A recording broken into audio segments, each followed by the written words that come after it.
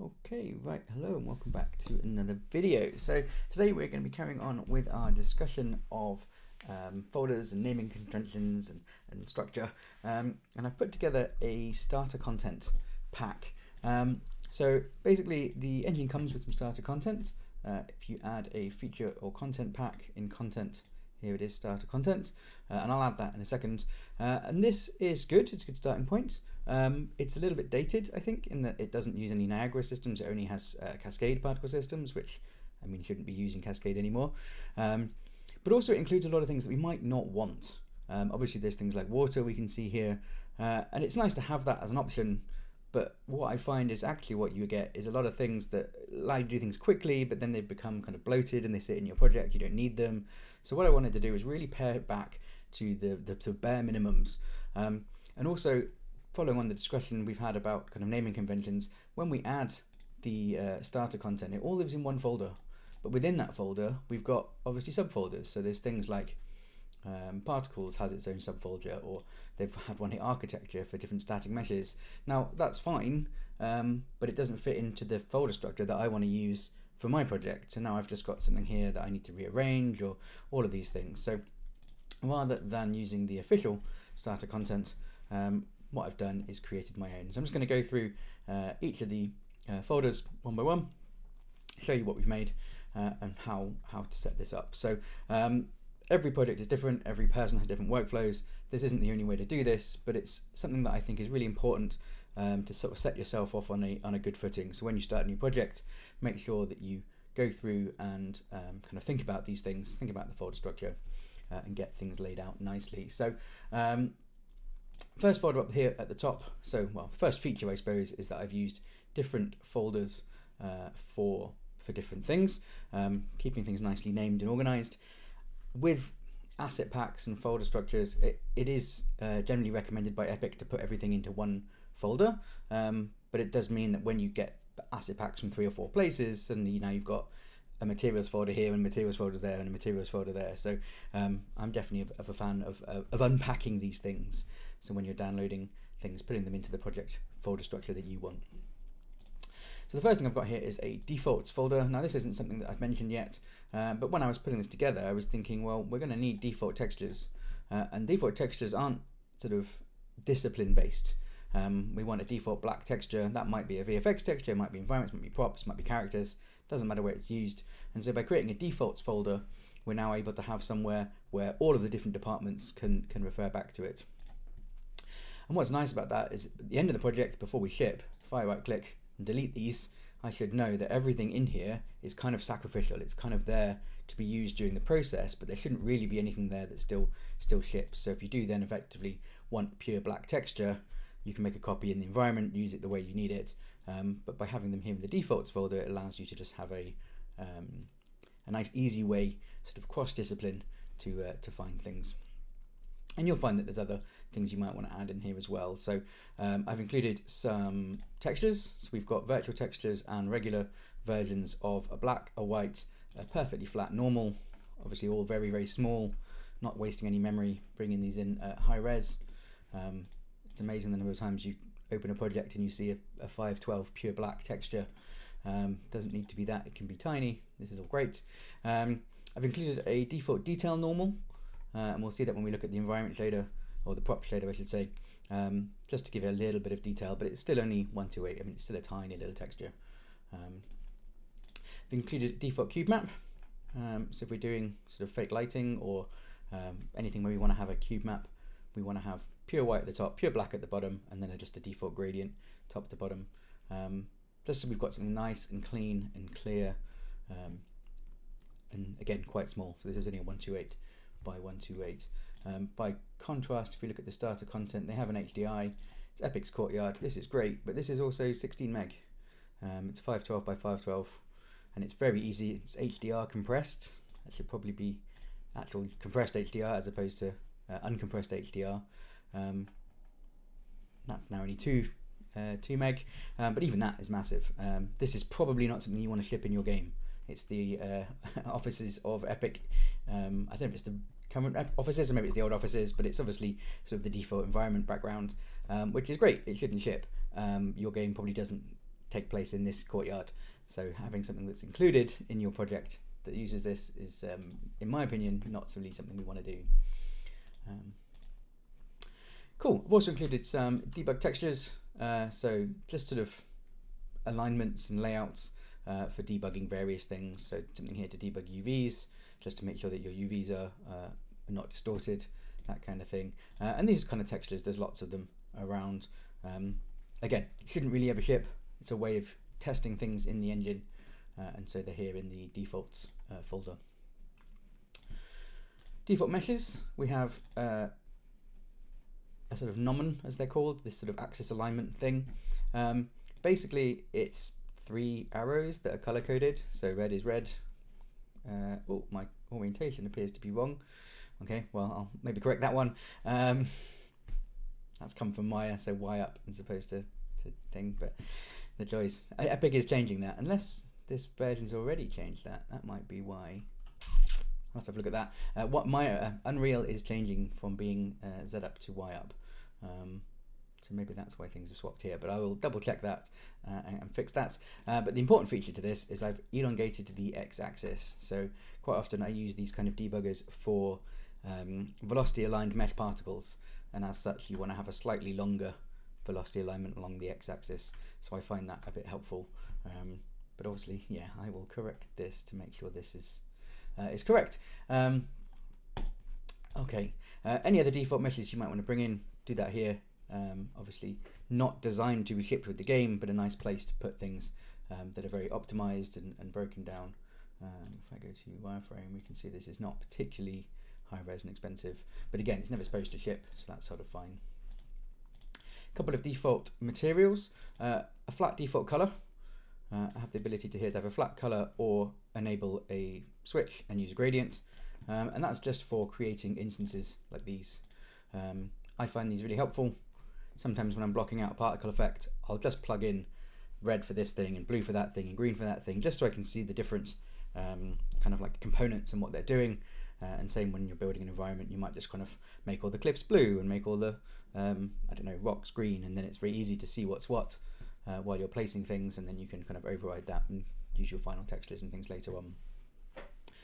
Also here, obviously the gradient set up color 1, color 2, just whether I should use the gradient or not.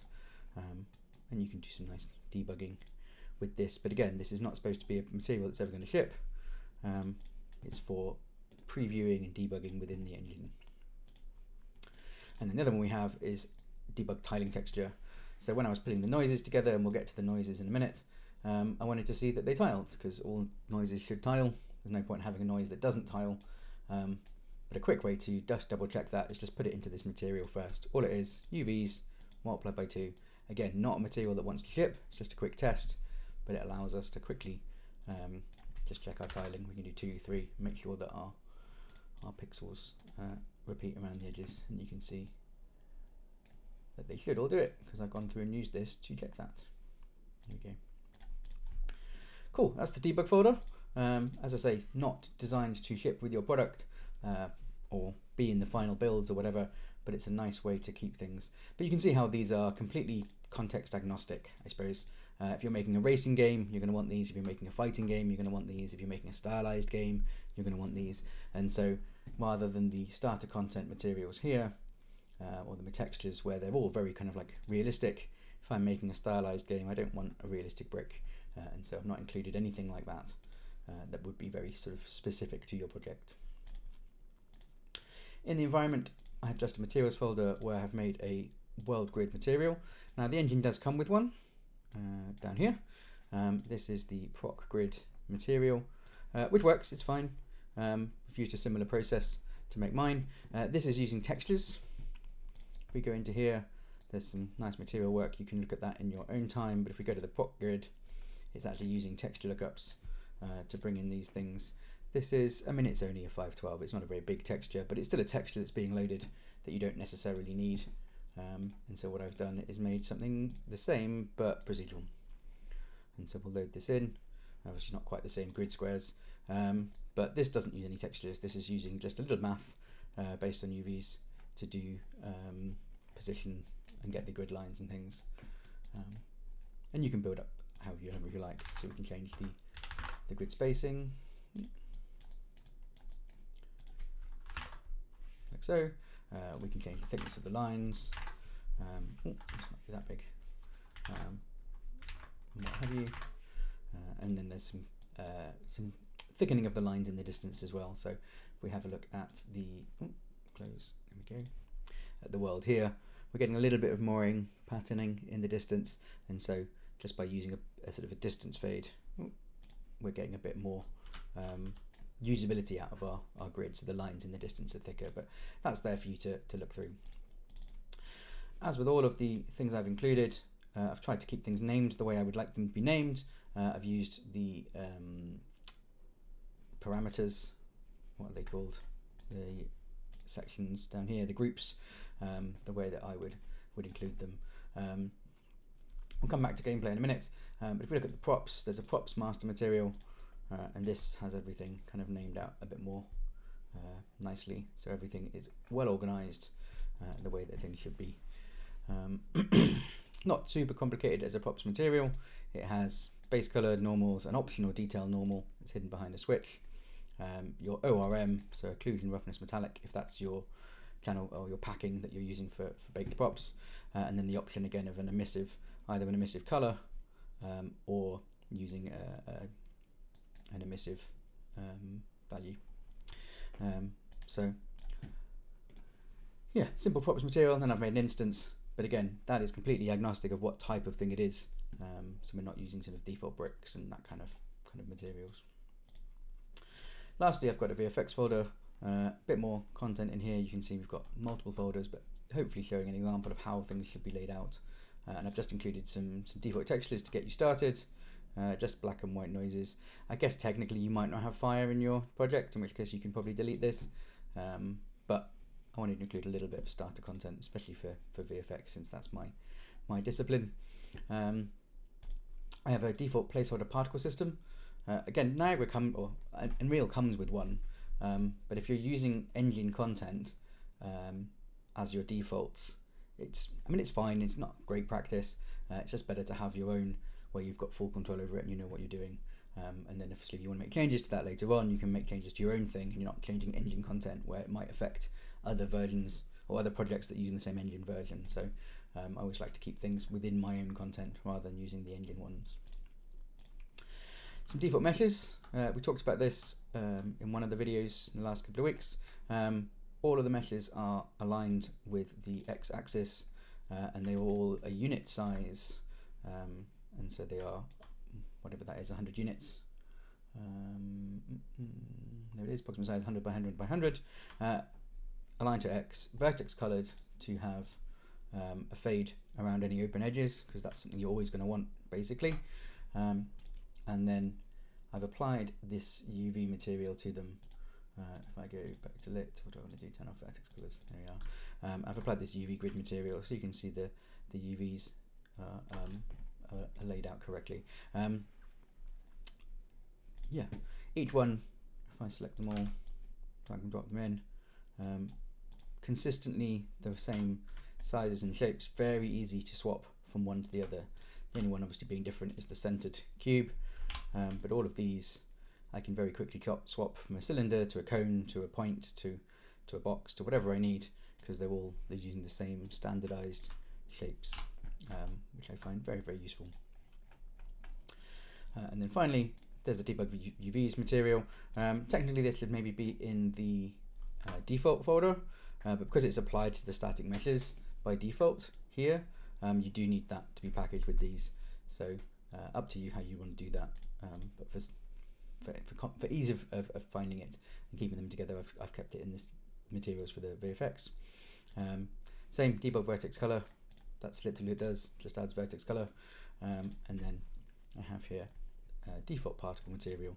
So the default particle material that comes with the engine has two-sided, different colors, extra details, extra things that I don't think I want in my default particle. I want this to be as simple as possible, and so it's just a round shape. And so, okay, we skipped over gameplay, so I'm just going to go over that one now, but I do need to make another particle system for that, and you'll see why in a second. So I'm just going to make the simple fountain particle. I'm not going to include this, but if I put this in the world, what we have in our gameplay folder is a cheats blueprint. Now this is a really nice sort of technique that I've been using for a little while now.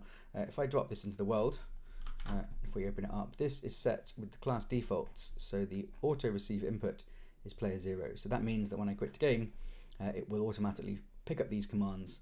And what I've done is I've just used the numpad keys to quick access to the slow-mo console command. So slow-mo takes values from 0 to 10. 0 will pause, 1 is regular speed, 10 will make it, well, numbers bigger than 1 will make it faster, numbers lower than 1 will make it slower.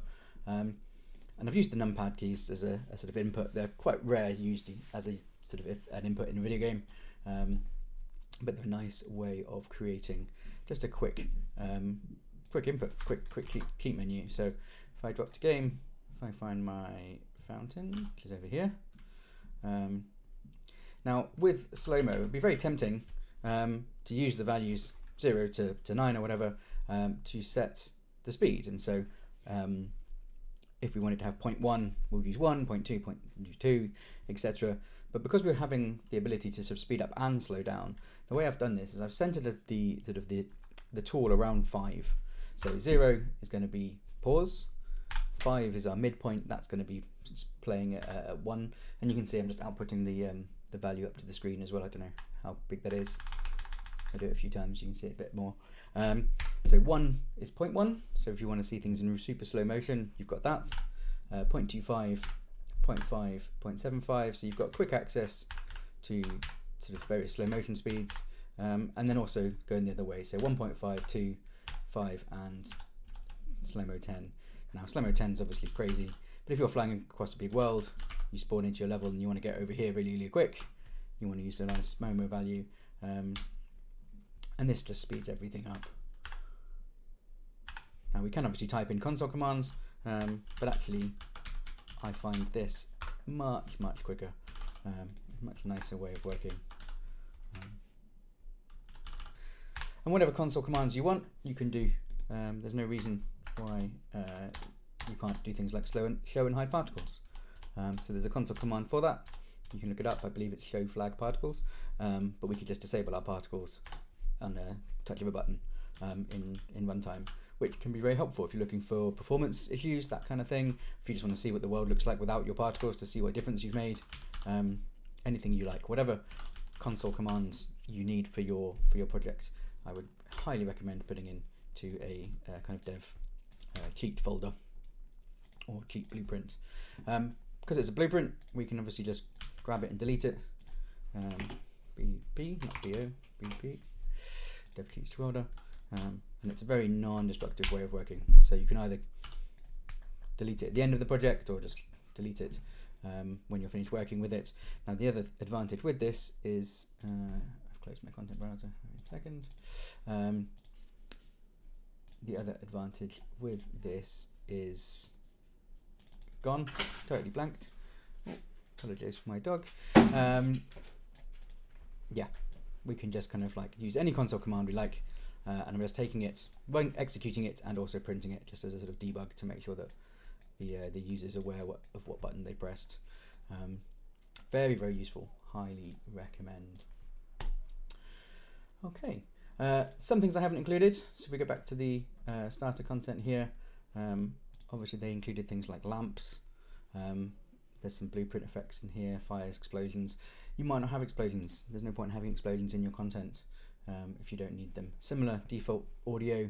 It might be nice to have some default audio for kind of placeholder. I'm not an audio designer, so I don't have any access to that, so I haven't included that. There's no default map, anything like that. All of these default materials. Sometimes it's fine to use as a placeholder, but I don't know. You just end up with a material like this that's not going to fit in most games unless you're making something sci-fi. So there we go, and yeah, again, all these are Cascade, which you can see here is depreciated, so we don't use Cascade anymore. As such, so I would take this and delete, and instead use what I've done here. That's 260 assets. Yeah, that's a lot of work, a lot of assets to include that you're probably going to not use most of them. Yeah, if you are starting a new project, I would advise building one yourself, If you'd like this one, it is available now on Gumroad. It's just $10. Took me, I don't know, a day, something like that, to put together and kind of like clean everything up. So feel free to come here, download this, and then add your own things in for your own sort of workflows. But I think this is a really nice starting point, a nice, clean, well laid out, well organized structure to build your project on. So your organization and naming and these things that we've been talking about, it really does make a big difference in your projects. As always, thank you to my patrons and everyone who supports this channel, and I will see you all next time.